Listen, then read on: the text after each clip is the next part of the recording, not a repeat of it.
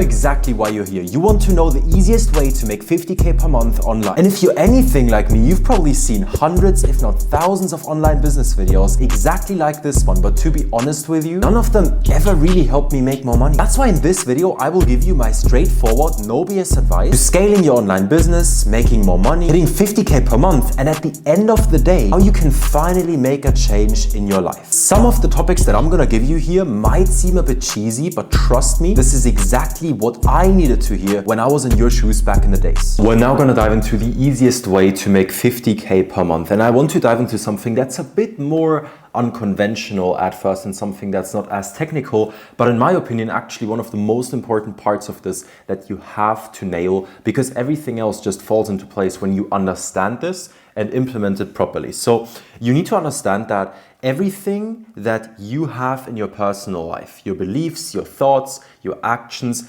and the way you behave when you, for example, go to the gym, the way you behave when you meet new people, the way you interact, all of these things in your personal life actually will always transcend into your business. Meaning, if your personal life isn't in order, then your business wouldn't be either way, right? Your business is always a reflection of your personal life. So if you want your business to be successful and if you want your business to make a lot of money, then you have to get sorted with your personal life first.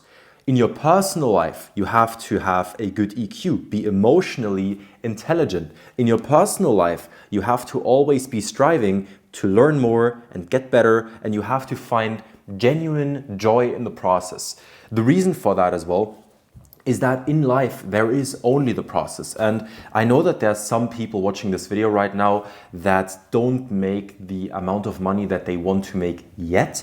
And that's obviously perfectly fine. You're gonna get there. But one thing you need to understand, say you're at, say 2K a month right now, right? Say you're making 2K per month and your goal is to get to 10K per month.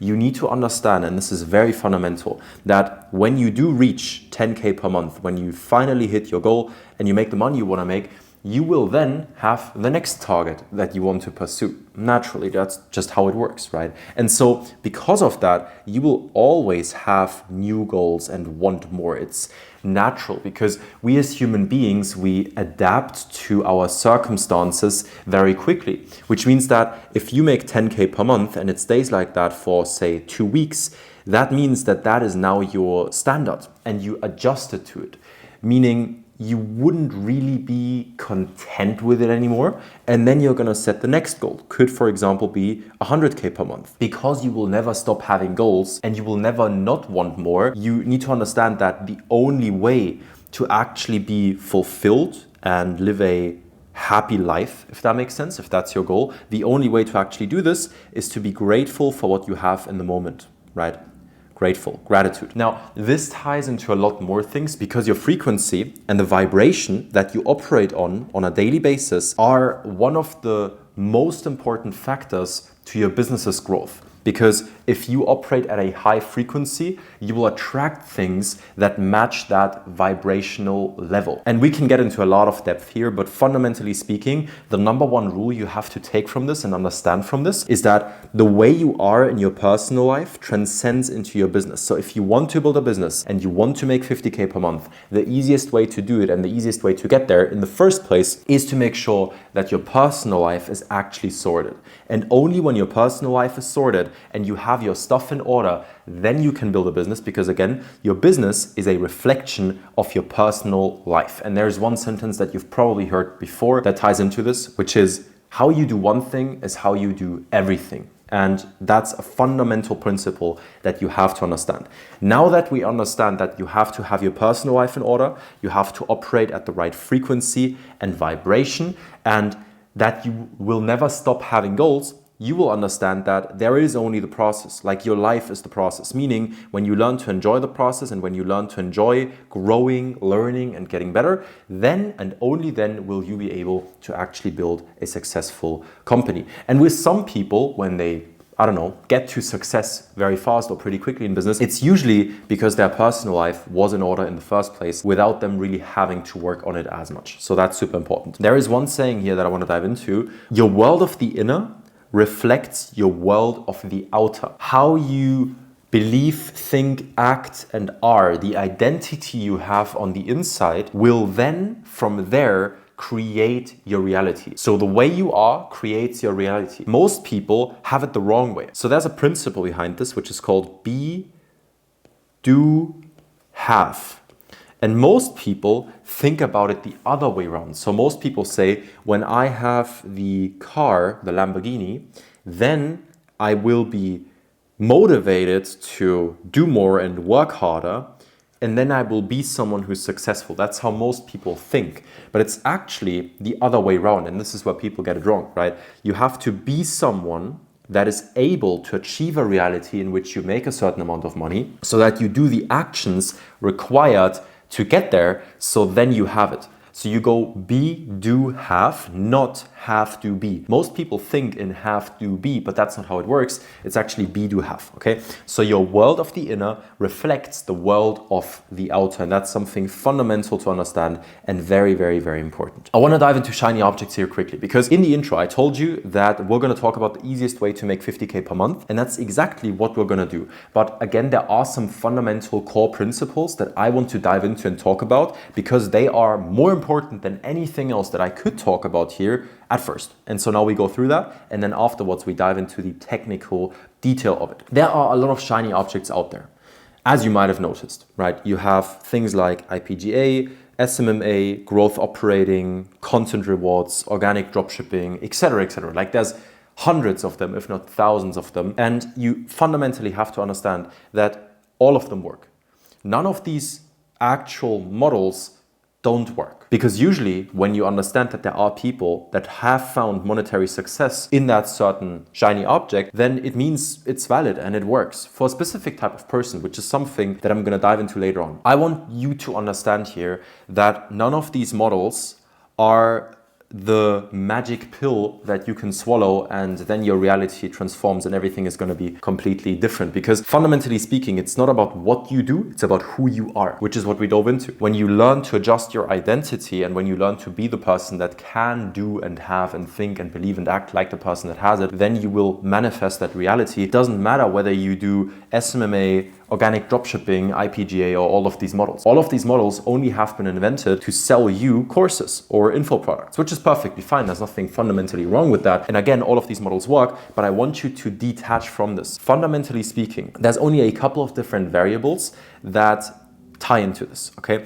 You have done for you, you have done with you, and you have do it yourself, DIY. Those are the three types of different services that you can provide. And then the way in which you can charge is you can charge retainers, you can charge rev share, and you can charge setup or one-time fees. Besides organic dropshipping, because that's products, that's something different. Every single online service-based business model that you can see here, all of them are just different combinations of these models. Some of them, for example, say we look at SMMA. SMMA is done for you and retainers. If we look at growth operating is usually done for you and rev shares. If we look at, say, IPGA is done with you as well as retainers and revenue shares. So there's different variations of this, and the only fundamental thing that's different after these 6 combinations that we have right here is only one thing, which is the actual niche or the industry that you're operating in. So all of these models right here are made up of combinations of done for you, done with you, do it yourself, retainers, rev share, and one-time fee, as well as a certain industry. That's it. And it's the same thing with being a brand partner, which is the model that I personally recommend for anybody starting out. And I will get into that right now. So we now understand that to manifest a certain success in your business, you have to become a certain type of person. You have to create a new identity. And when you have your personal life in order, you operate at the right frequency, you're grateful, you vibrate the right way, and your personal life is in order, then you can make sure your business is successful. You here only have to understand that you have to be before you can do, before you can have. So it's be, do, have. And you have to understand how these business models actually work and what they're made up of, so you understand what works and what doesn't. Now I will get into specifically, technically, what you should do. What works and what doesn't. It depends. Which is a funny answer to give here, but it depends on who you are as a person, okay? So if you're someone that has certain attributes, then you might be a better fit for one business model over the other.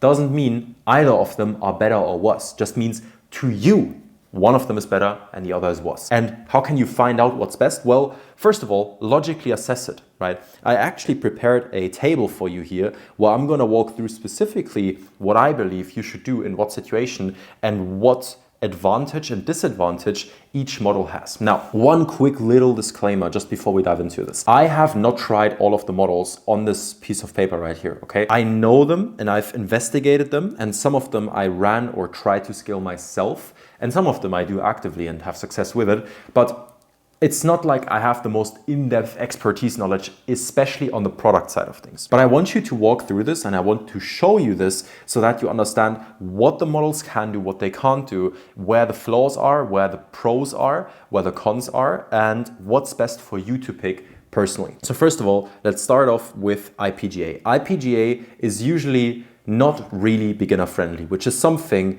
that most people in this model wouldn't really consider. But in my opinion, it just doesn't make sense when you're starting out. And I'll tell you why right now. The whole model of IPGA is that you just go to random people like the barber shop around your corner, your tennis teacher, and just everybody that could potentially create an info product. You go to them, and then from there, you help them set up their info product and you help them scale it, and you take rev shares from that. Now, why does this model not necessarily make sense? This model doesn't make sense when you're a beginner because of this simple reason. When someone is a beginner, they haven't had an info product before, then it's going to be very, very hard for you to get it off the ground and running and actually making profit. Because say you go to your local tennis teacher and try to help them scale an online course. They probably don't have a good online presence. They probably have never ran ads before. They probably don't have anything in place to actually scale it and sell it, which means you will have to put in a lot of time and a lot of effort to get this off the ground. Now, again, I'm not saying you can't make money with it, but business is not a game of if, it's a game of when. It's not if you make money, it's how fast you make money and how easy it is to actually make that money.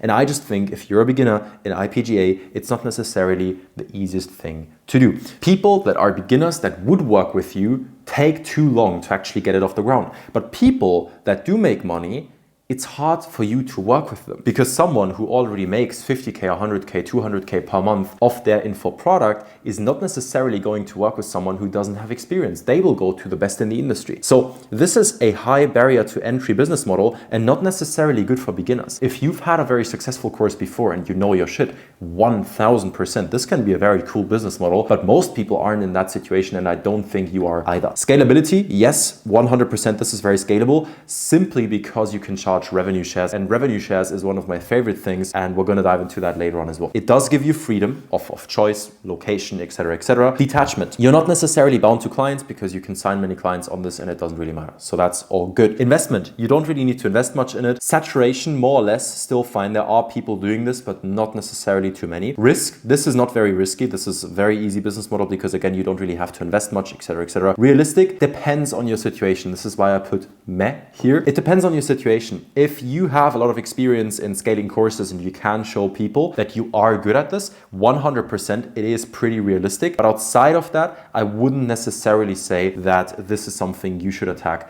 if you haven't had a lot of experience in that industry or success in that industry yet. With content rewards, it's pretty easy and there is a low barrier of entry. So I would say it's pretty beginner friendly. It's also scalable, 100%. You can have freedom. You can travel whenever you want to whatever place you want to. There's freedom in there as well. Detachment. And this is one thing that I don't necessarily like about this model. You are pretty reliant on the actual social media algorithm and more so the platform. So what I mean by that is simple. You can't control the algorithm. You can understand the algorithm, get to know it and learn about it. And through that, then know, okay, what trigger do I have to pull and what should I not do? What should I do to actually go viral and get views, etc., etc. That's, yeah, 100% you can do that. But fundamentally speaking, you can't control the algorithm. You're reliant upon the algorithm and more so, you are reliant upon the platform. If the platform decides to ban you or take you down or just give you a bunch of headaches, then it's not good. You're bound to one platform, so it's not necessarily as detached as I preferably like it to be. You don't really have to invest much into it, that's fine. Saturation wise, it's not really that saturated, although you're always gonna be in a pretty high competition for views. As you know, we live in an attention economy and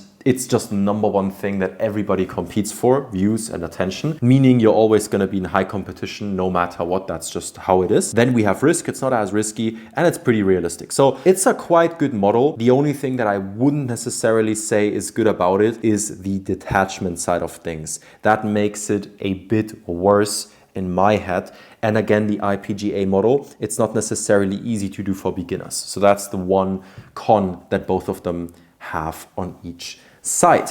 Next one, we have growth operating. This is pretty much the same as IPGA. It is not that beginner friendly. Same thing. Why would someone that makes a lot of money take you as someone who creates their school community? So for the ones that aren't familiar, growth operating, the whole model of it is essentially that you go to a creator that doesn't really sell info products but does have a big audience. You create a school community for them and you take 50% of what the school community makes for the management. There are a couple of things that I really dislike about that. First of all, no one is ever going to give you 50% of the actual earnings just for setting up a school community and managing it. That's the first one. Second one, usually big creators have info products. They would be stupid not to. And if they don't have one, then they go to the best people in the market to help them. Someone with millions or hundreds of thousands of followers won't go to Bob, who just started in info products, to help them scale. They're gonna go to the best people because they can afford that as well. It is not beginner friendly at all. And I also, frankly, don't think that it's actually a realistic model. It's not, in my opinion. Now,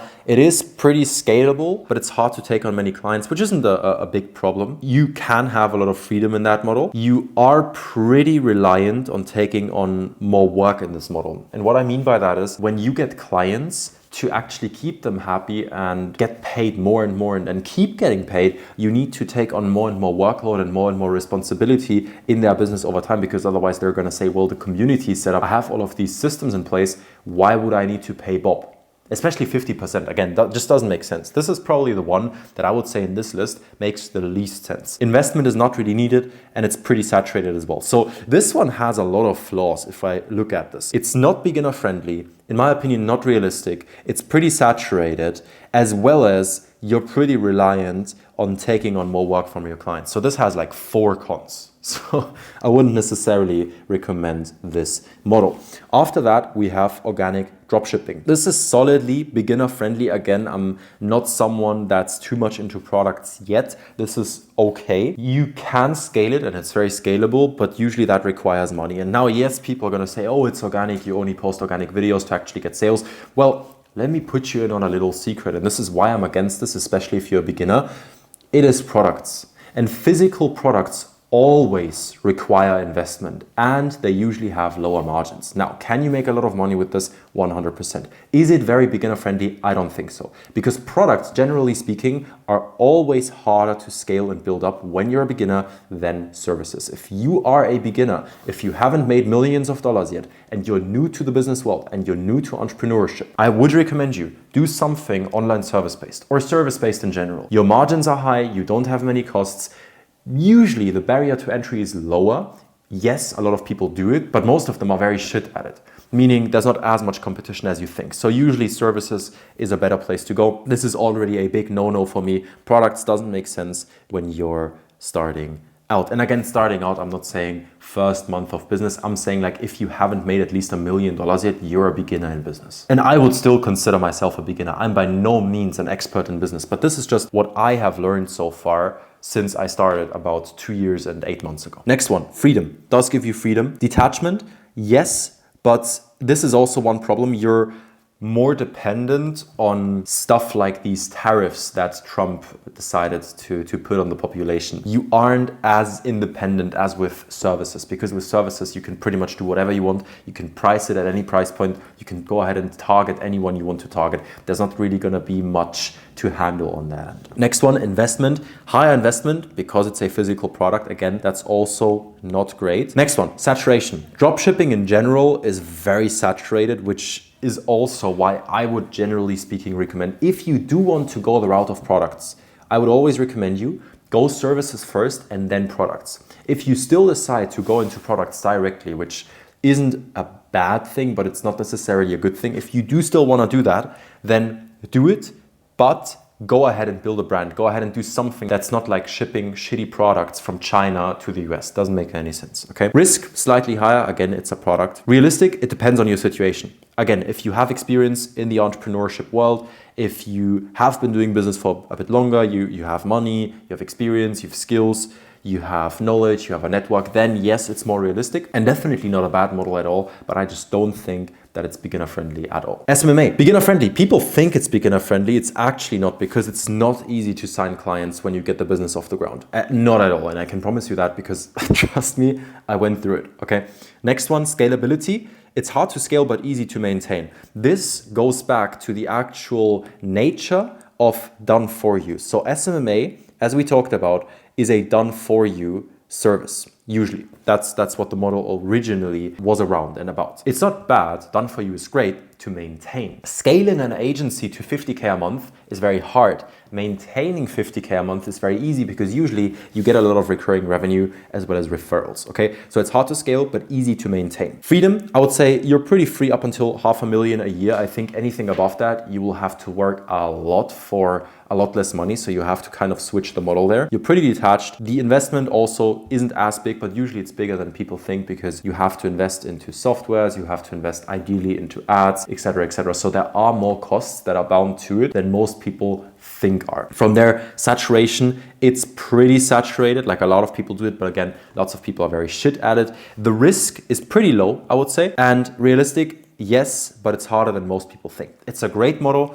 but I just don't think it's the easiest path to make your first money nowadays because many people do it. It's hard to scale, but easy to maintain. It's hard to sign clients. So there's a lot of cons in this model as well. Next one, brand partner. And this is personally what I recommend to people and what I'm doing myself, which is why I recommend it, obviously. I've tried a lot of things so far, but this has been the one that to me, by far, has given me the most freedom, was the most appealing, the most fun, and the most enjoyable, and makes me the most amount of money. This is the one that I usually recommend. It is pretty beginner friendly, 100%, if you enter at a lower agreement. So what I mean by that is simple. To become a brand partner, essentially what you're doing is you're partnering up with, and this depends on the industry, but usually I recommend you as a brand partner to go in the info product industry. If you partner up with info products and help them scale as an operator, usually it's a bit hard to get agreements in the beginning. So what you do is you lowball. In the beginning, you don't come in and say, I'll take 5K a month in retainer and 10% of the revenue. You come in and say, okay, I'll do the next webinar for you. You pay me 500 setup for the whole setup, software, etc., etc. And then from there, I'll take 10% of what the webinar actually collects. And I will do everything done for you. And that's how you kind of get in the first place. It's like a lower barrier to entry. You get in on a lower agreement, and then over time, you can get and gain more responsibility in the business, which in turn is going to make you more money. Okay, so you then work your way up. You take on more and more and more responsibility. You then suddenly take on their email marketing, and then you help them build a sales team. And then over time, they are so reliant on you that you can command way higher rev shares, way higher retainers, way higher payment. And then you're an actual brand partner in the business, and you can make 10K, 20K to 50K to even more than 100K plus if it's a very big info product as the partner of that business per client, which is absolutely amazing. Scalable 100%. This is nothing where you take on a lot of clients. I personally right now have it capped at 2 to 3 clients that I personally work with at a time at the maximum because I want to ensure quality, but this is definitely scalable.